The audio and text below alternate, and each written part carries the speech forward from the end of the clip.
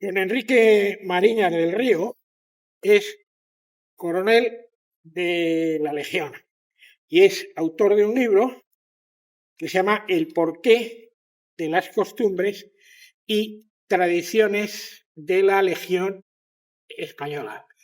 No solamente es un libro, que lo es, sino que ha logrado hacer un libro que es un manual obligatorio para que lo lean aquellos que quieren ingresar a la Legión o cuando han ingresado.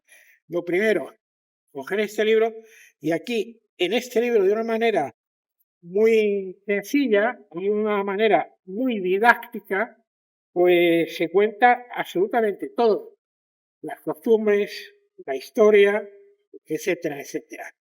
Pero don Enrique Mariñas es hijo de un general que forma parte de la historia de España y que es autor de una importantísima obra referente a lo que fue toda la labor de España en el Sáhara. Es un libro incunable, prácticamente editado en su día por la librería San Martín, se llama El Sáhara y la Legión. Así que la primera pregunta que le vamos a hacer al coronel don Enrique Mariñas es que nos glosase la historia de su padre. ¿Cómo se puede contar a quien no lo sepa quién era y quién es el general Mariñas?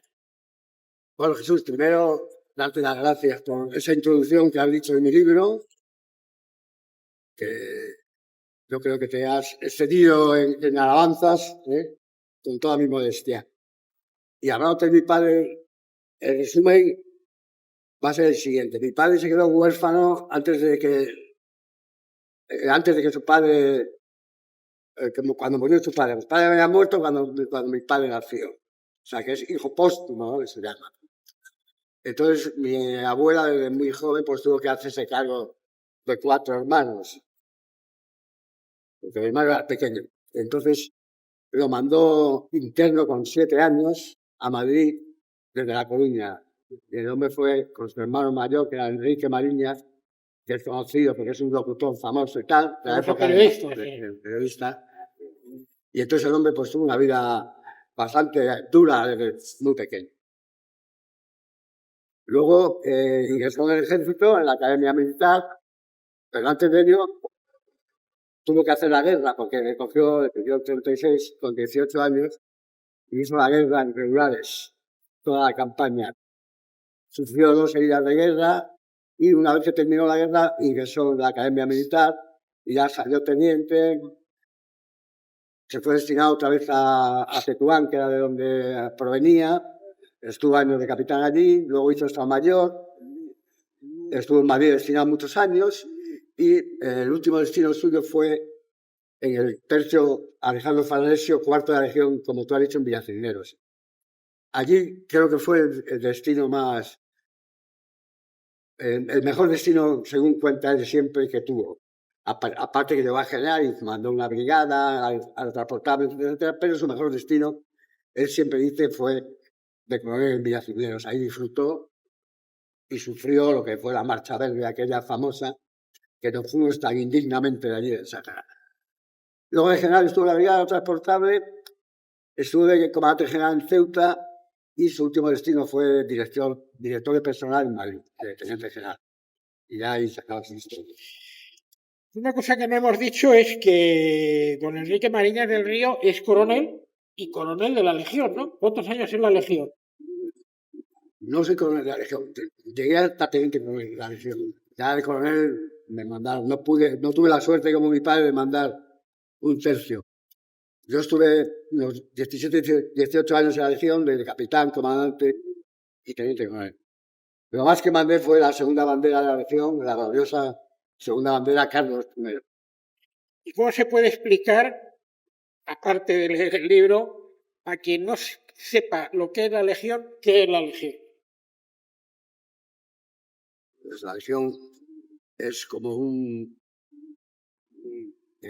como decía un viejo, es como un gusano que se te mete dentro del cuerpo y al principio no lo notas y cada vez vas notando que influye más en ti.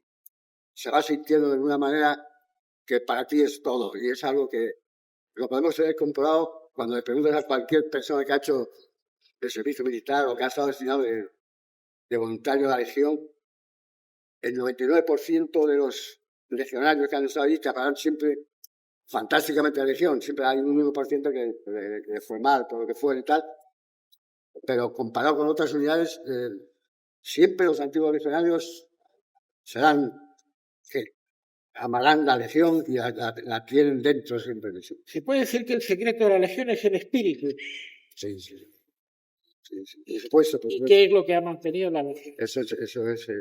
Millán Astray nos inculcó un espíritu que todavía se mantiene hoy en día de moda. O sea, que no es una cosa que pase de moda y diga, bueno, es que eso está anticuado ya, como las cosas pasan de moda. Sin embargo, el credo que nos inculcó Millán Astray no ha pasado de moda y los jóvenes hoy en día lo siguen practicando igual que los antiguos legionarios. Pues hay un capítulo en este libro que se titula ¿Por qué la Legión de ahora es igual a la de antes? Y ahí hago la comparación. Es que el capítulo 27 me suena a mí, por ahí. ¿Por qué la primera ha cambiado de nombre y ahora se llama Bandera España? ¿Por qué la Brigada de la Legión se llama Brigada Rey Alfonso XIII? Porque hay una compañía de fusiles de la primera bandera del tercio ahora en capital. ¿Por qué la Legión de ahora es igual a la Legión de antes? Sí, porque la Legión de ahora es igual a la Legión de antes, que es el capítulo 29 del libro. Entonces ahí les cuento a los lectores que los legionarios de hoy en día tienen el mismo mérito que los de antiguamente.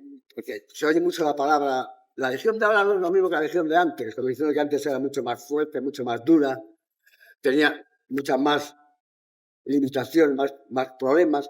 Y es cierto, pero claro, las cosas han cambiado también, no lo mismo el año 20 que el año 2025, ¿no? Entonces, la juventud de ahora, lógicamente, no es la misma que la juventud de aquella época. Pero, comparando los tiempos, nos damos cuenta que los legionarios de ahora tienen el mismo espíritu, tienen las mismas ganas y se prestan voluntariamente siempre para todas las misiones en las que se les encomienda. Entonces, seguimos pensando que la Legión de ahora es igual a la Legión de ahora. Vamos con la primera pregunta. ¿Por qué se crea la Legión? Bueno, la Legión se crea porque en la época de 1920, cuando estaba España en el protectorado de Marruecos, era insoportable que fueran muriendo los soldados de reemplazo. O sea, la población no admitía esas muertes. Entonces, encarga a Millán Astray que cree una unidad que nos lidere a los soldados españoles de reemplazo de ir en vanguardia y tener que sufrir esas muertes. Porque solamente estaban regulares en esa época, que eran los que siempre eran los que iban en vanguardia y los que sufrían todas las peleas. Entonces, ¿qué hace? Que se crea una unidad que se llama tercio de extranjeros, que son los que van siempre también, igual que regulares, en vanguardia. Y poco a poco va formándose la mística de la Legión. Pero, por ejemplo, hay una cosa, aquella persona que no lo conozca, pero luego lo ve, no lo olvida nunca, que es el sábado legionario. ¿Por qué nació el sábado legionario? El sábado legionario nació en Taguima, que es un pueblo que hay aquí al lado de Melilla, cerca de Melilla. Entonces el coronel del primer tercio, que se llamaba Montaner, empezó a explanar una zona para hacer una explanada para formar, que era una zona que había rocas y había alguna elevación. Entonces estuvieron picando allí los legionarios, ayudados por las minas del RIF, por las máquinas de las minas del RIF, que era una empresa que hay aquí que se dedicaba a las minas, como dice su nombre. Y entonces encontraron una gruta de unos 9 metros de longitud por 3 metros de ancho, 4 metros, una gruta ahí. Y entonces era una gruta muy bonita y dijeron, ¿qué hacemos con esta gruta y tal? El coronel reunió a los jefes del tercio y entonces un comandante que se llamaba Piris, que es muy famoso porque fue... Domingo Piris Berrocal. Efectivamente, fue el único que llegó a teniente coronel de la Legión, siendo de la escala legionaria.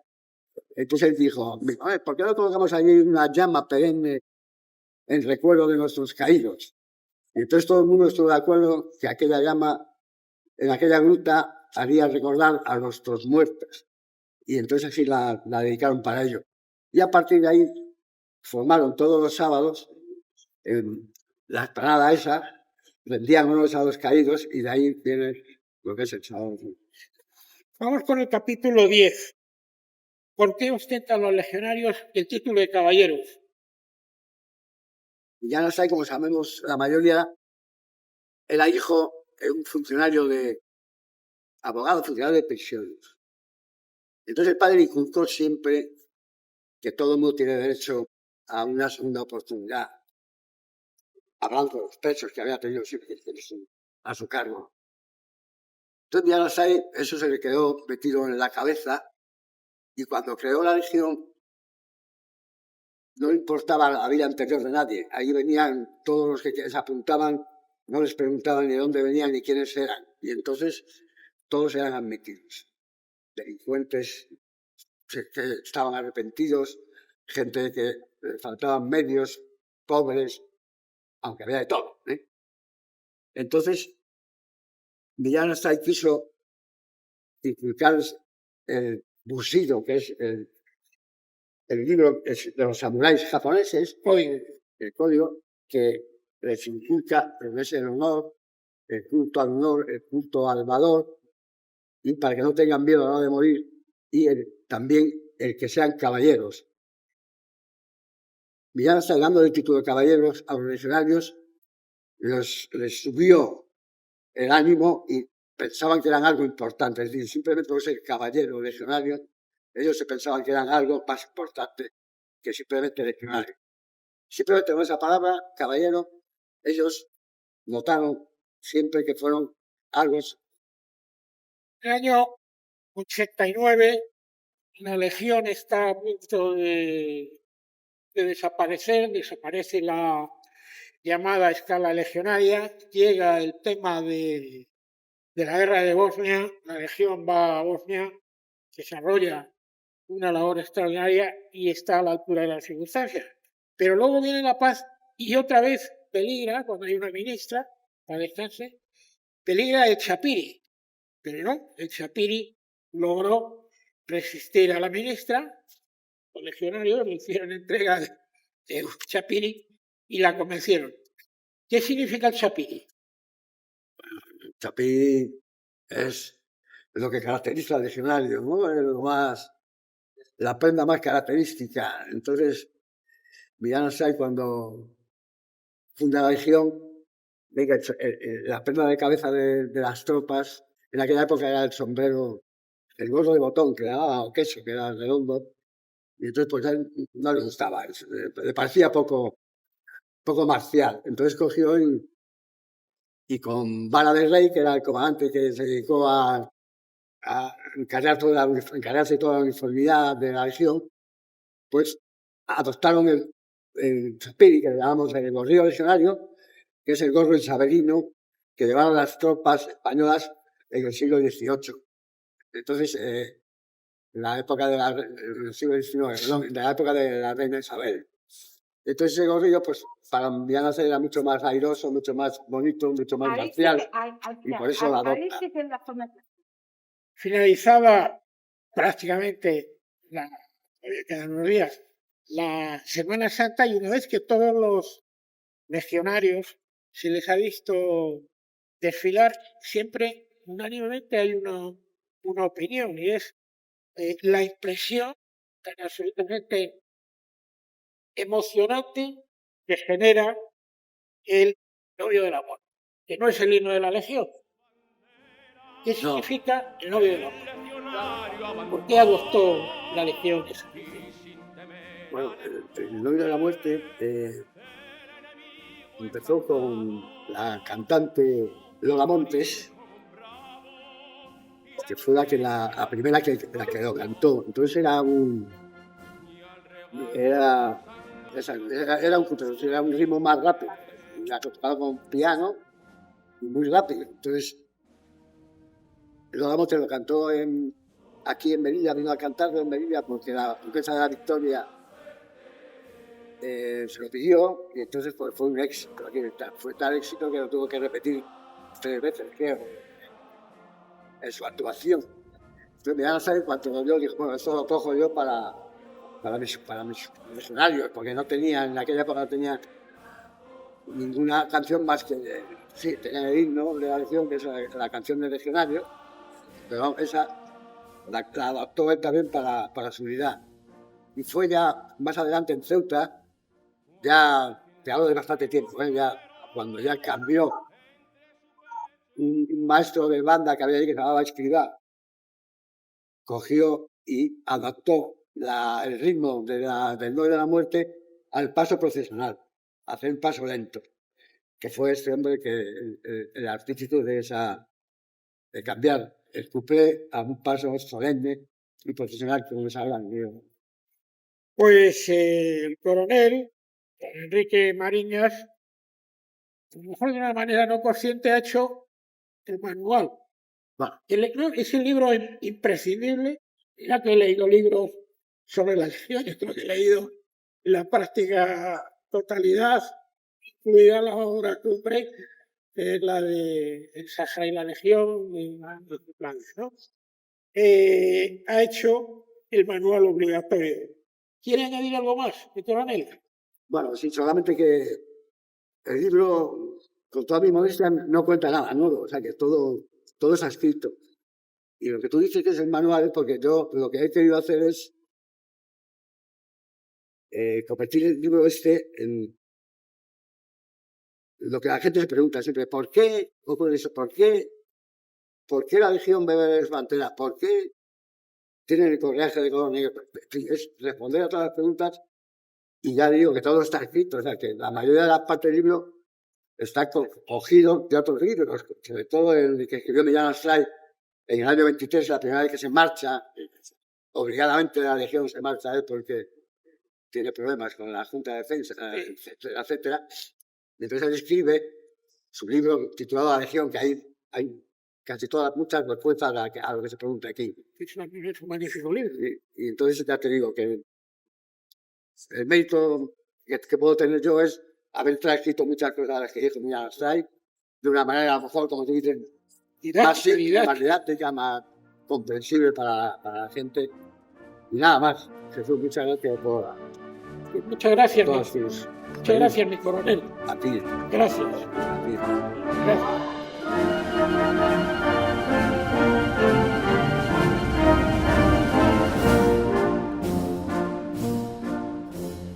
Nadie en el tercio sabía quién era aquel legionario tan audaz y temerario que a la Legión se alistó.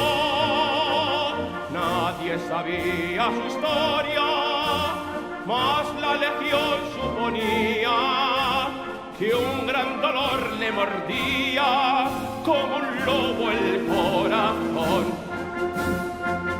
Mas si alguno quien era le preguntaba, con dolor y